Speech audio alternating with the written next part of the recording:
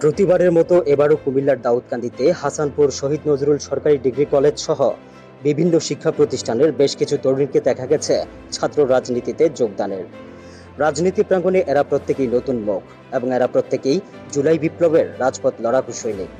সম্প্রতি গত 19 মে হাসানপুর শহীদ নজরুল সরকারি ডিগ্রি কলেজ জাতীয়তাবাদী ছাত্র দলের একটি আংশিক পূর্ণাঙ্গ কমিটি গঠন করা হয়।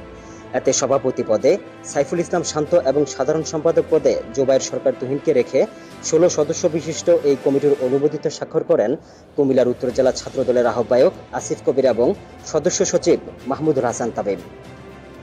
জানা গেছে, হাসানপুর সরকারি কলেজ ছাত্র দলের নবগঠিত ওই কমিটির সভাপতি সাইফুল ইসলাম শান্ত ছিলেন জুলাই বিপ্লবের একজন রক্তক্ষয়ী যোদ্ধা।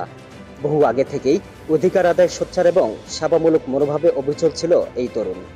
সামাজিক যোগাযোগ মাধ্যমে নতুন মুখ, নতুন ধাঁচের এই সাহসী যোদ্ধাকে অভিনন্দন জানিয়েছে সিনিয়র নেতৃবৃন্দ সহ শুভাকাঙ্ক্ষীরা।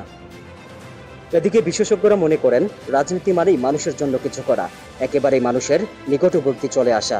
আর মানুষের জন্য কিছু করার প্রথম ধাপই হচ্ছে ছাত্র রাজনীতি।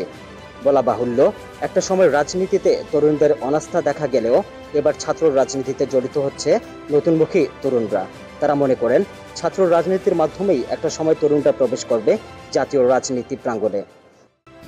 আমার ধারণা যে তরুণদেরকে প্রাধান্য দেওয়ার চেষ্টা করবে। দীর্ঘদিন পরে একটা ফ্রি ফেয়ার ইম্পার্শিয়াল ইলেকশন হওয়ার কারণে, কম্পিটিটিভ ইলেকশন হওয়ার কারণে সেখানে যারা ভোট দিতে পারে না এই দীর্ঘদিন, তারাও তাদের অভিমত পেশ করার সুযোগ পাবে।